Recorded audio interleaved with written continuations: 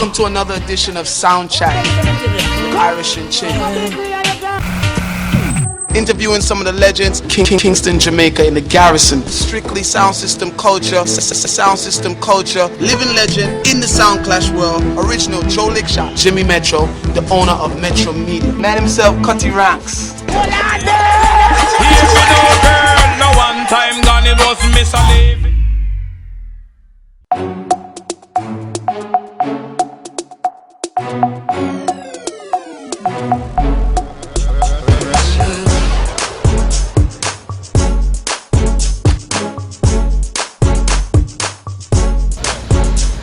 Kingston to Mobay, we talking sound clash. And when we talking sound clash, we talking serious business. We talking war.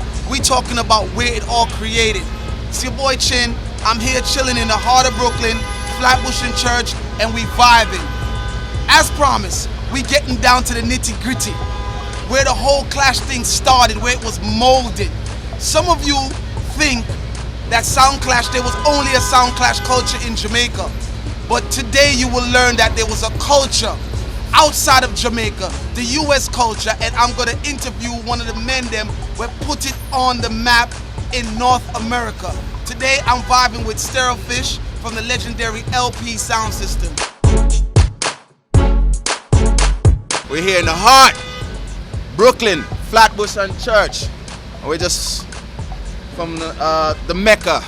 When you talk about dance hall, it coming like our dance hall, Madison Square Garden, just right around the corner from Biltmore Ballroom. You know? We talking clash. Yeah. We talking sound system business. Now to touch on the juggling thing. Right. We talking straight hardcore war and the preservation of the culture of what we love. Right. Now, when we talk about clash and we talk about New York, we know that LP is one of the sound systems that started it. So tell us how you started out before we get down to where we going. Alright. How did you start out?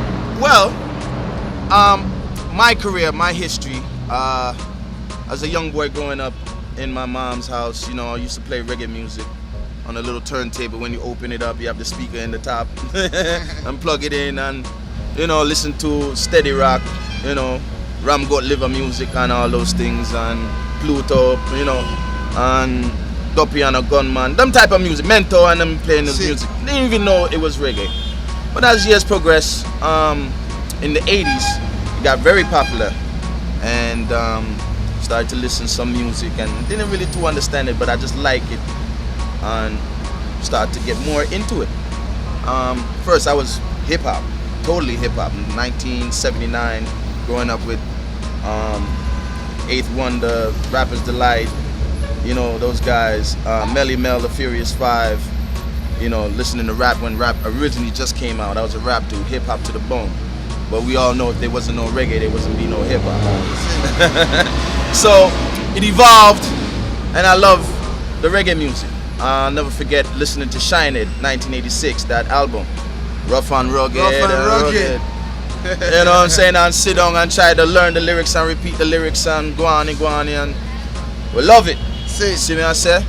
And then time that we used to listen cassette from Yard. And my sound was Stero 1. Original Daddy That's Blue. Ricky Stereo, Ricky Wolfman. Stereo. Now that's how I got the name, because in high school, everybody said me a fish eye, you know. See me eye big like a so fish. that's where I was hoping that the fish didn't come from. You No. Well, everybody have them thing, you know. See, everybody have them thing, but me not afraid. See me I say, cause me never go to prison. Them thing they come from prison. Me never go to prison. Me go jail, but me never go to prison. So me not change. Them call me fish. Them say me a fish eye. I'm sleep with my eye open. Like a fish, fishing on the eyelids. So sleep with the eyes open. And my mother used to tell me, say, boy, no duppy can't frighten me because I sleep so. So you had the name, your name was Fish. Right. From high school. From junior high school. From junior high school. And then your love of the sound system. Right. Stero Fish, Stero 1. Stero 1, right? I'm in love the DJ Ricky Stero. Ricky Stero, yeah. So I'm in love music. At that time you had Stero 1 with Ricky Stero, Wolfman, Daddy Blue. I think Lieutenant Major Murray's. Major Murray's? No. No. Lieutenant Stitchy. Lieutenant Stitchy. Yeah. Yes, Lieutenant Stitchy, Mikey Melody. So I like music, so I put the stereo to it, Stero Fish. And it fit. See. How did you make your transition now from just somebody who was listening to hip hop music that fell in love with the whole dancehall scene on cassette to playing one of the most significant sounds in the history of Brooklyn? All right, well, LP was a rubber dub song. And me and Puma live on the same block. Him live up the road, me live down the road. It was a rubber dub song. We have the original Naturally, Red Fox, who sing Down in Jamaica. Jamaica Nights. Alright, it start from there. So Baby Lou and thing, and we are rubber dub song. And at that time, LP was a song that promoted New York artists, cause we never have the link of Jamaica like how, So, it was a party song, and we never really in the clash thing. And I used to go to their party,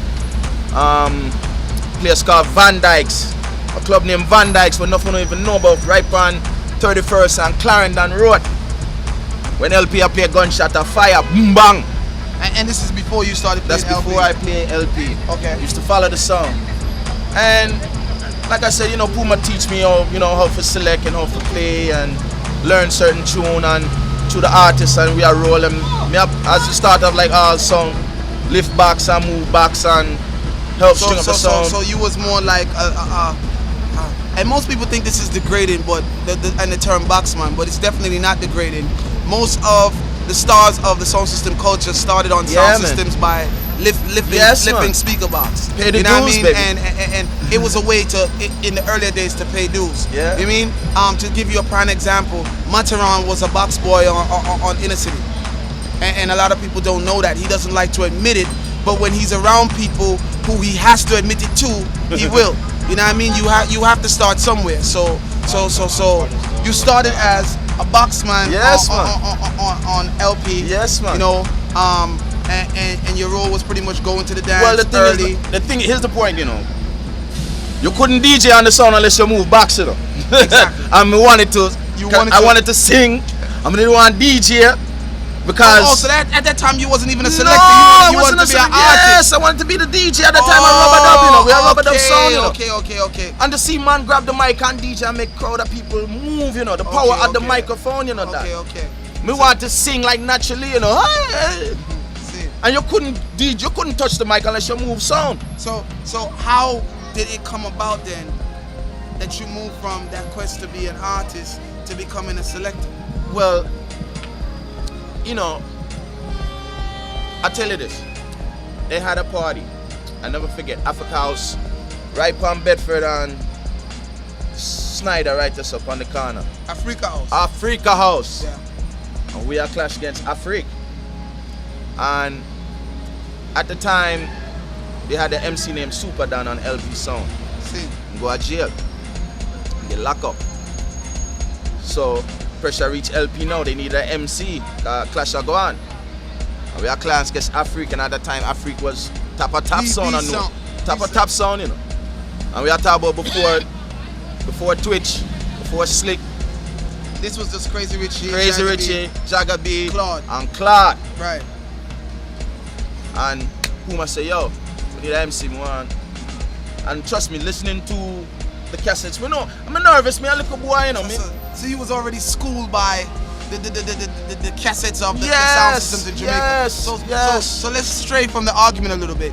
Who were the sound systems that you were listening to at the time that inspired you? I can't tell you enough of them. Well, like you said, Stero 1. All right. Jammins. Jaro. Saxon. Out of England. Right. Those are my sons. Then they talk about raw hardcore,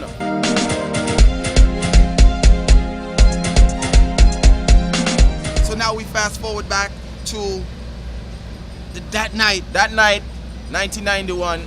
Inside Africa House. We're clashing against Afrique. We just get a set of dub there, And at that time, the mindset was, we have to use what we have, That's how my career started. I did so well because they were impressed. They didn't expect what I could do. You know what I said? They didn't know what I could do. But I stand up for myself. I stand up for the song. So who won the clash? Well, Was it a situation where you lost the clash but you gave a good well, performance? no, we didn't lose the clash. You won the clash. I wouldn't even say we won the clash because the dance never ran me. We didn't look at stripe, you know, off our freaking. I'm not lying. I look at stripe off our freaking. See? And if Africa was the sound to be the man, you gotta beat the man. Right. You see me I said? So we give him a little brush. But Africa wasn't a clashing sound. Africa was a juggling sound. Africa really don't need LP for boss. You see me I said? So it was more like you needed that win. Yeah, it was more LP needed. I mean, like, yeah, we needed that shine. We needed to get that cassette out there. So what LP? And that's how we all start. Yeah, we all start. Right. So you're on the sound now. You're the lead man for LP, the Mike's man. Yeah, it was coming to the point where, you know, they saw my talents. Right. And they just grooming my talents because I was just, like I said, fresh off for the pot. So now you're leading out. We're leading out. You're the head man on a very significant sound system. Yeah. Right? Where did it go from there? Well, it was tough, you know, because at the time the juggling scene are coming. People don't really too into the clash thing. You see me I say it's all about money and dollars. And at that time Spectrum and Africa have it locked, you know. See? And nobody didn't want to hire no LP sound to come clash because them know if them hire we are gonna brush them. We are war sound. We want the recognition, that's what we had to do. See me I say? And then you know, 2LP was out long time because you had sounds long time. Third World, Minimart, Megaforce, Eruption, Explosion, Gibraltar, I can go down the line. LP was one of those foundations as a New York sound. Rubber dub, you see me I say? But then now the juggling come into aspect. So it's a different era. It's a different era. So now we're moving LP from the rubber dub era into the Stero Fish era. Into the juggling area, yes, the clashing area, hardcore. Yes. And after that clash, you know, there was a little buzz out there still. There was a little buzz out there, and me and Puma say, yeah, you know, we can't make it work. We're gonna move forward. Yeah, we're gonna move forward. So we get all the links together, the family links, got him and his brother, and a couple of man them from the area come together, we put money together and go to the yard and get some dub here. First big challenge, first big clash. Where was it? Who was it against? And how did it go down? Well, the first where we really make winning, we all know it's the LP Addies, 1994 in Biltmore Ballroom. All right, before we get to the LP Addies, which is one of the most significant dances one of the most significant clashes in New York history, right? Who did you play or clash or compete against, I should say, before Addies? What was the warm-up, some of the warm-up competitions? But Chin, you know, my clash against you. You remember that clash there? You forget? Oh, come on! How you forget that one there? No, but I mean, when you clashed against me and lost, of course. No. Right? No. No. When you clashed against me and lost, of course. You were already someone. It was more like a It was more like a changing position because I was now in your situation where I needed to score on the great Stero Fish and Puma because I was just a little Queens sound doing my little thing. And you know, in those days, if you're from Queens and you're not from Brooklyn, you get no love. Well, Brooklyn was the war zone. That's where the war zone was. Brooklyn was the war zone. We clash against, put it this way, there's so many sounds out there. I put it to you this way. Every song we said them a bad sound, we clash them and beat them. So before we get to when Chin killed you in Queens, you don't feel me, man. Right? No, man, I can, listen, and hold on, let me tell you something. I don't even think you remember. I remember. You remember the club? I think. It was a club on Merck Boulevard. All right. Right. You remember what you said? I said something to you like, if I don't have enough tune to kill LP, I can use my mouth and counteract anything that you guys play. Well, something to that aspect. Yeah. What you said was listen, Stero Fish. Means a man will listen where you're talking. So you gotta be careful with your speech because you have tune for kill. See. And that's when I rate you because, you know, it wasn't about what you say on the mic. You see me, I said it was all about the tune. Remember when we used to have intro? Yeah. We're killing, you know. Definitely. As the intro starts, you know, you're dead. Let's talk about Fergal Digital. Right. Who else was at that time? Was there Earth Ruler? Was Earth Ruler? Earth Ruler came. Earth Ruler came in the end. Earth Ruler came. Earth Ruler was coming up too. Earth Ruler was coming up too because. But the major sound. You want to know about the major clashing sounds in New York? No, I want to know about your major competitions. Before we got to the one. All right, before we get to at ease. All right, Spectrum, Earth Ruler, Soul Supreme, with Junior Peter. Yeah. Those were the sound systems that you were clashing at the time. Clashing at the time. And let's push Addies aside. Right. Out of those sound systems, who would you say was locking the town? LP, who and who and who? Well, Spectrum. Spectrum. LP locking the town was Spectrum and Stereosonic. Stereosonic was a juggling song. You see what I say? But they can clash also. So you had LP, you had Spectrum. Who else? Like what you would say is your major competitors where, like 5 times out of 1 month, you guys will be playing together. It was Earth Ruler. Earth Ruler. Earth Ruler and Spectrum. Earth Ruler and Spectrum. And so LP. You would say those that was the syndicate. Yes, the man. competition Yes, at man. that time. And what time of what are we talking about? 1992, 93, 94. Right. 95, 96.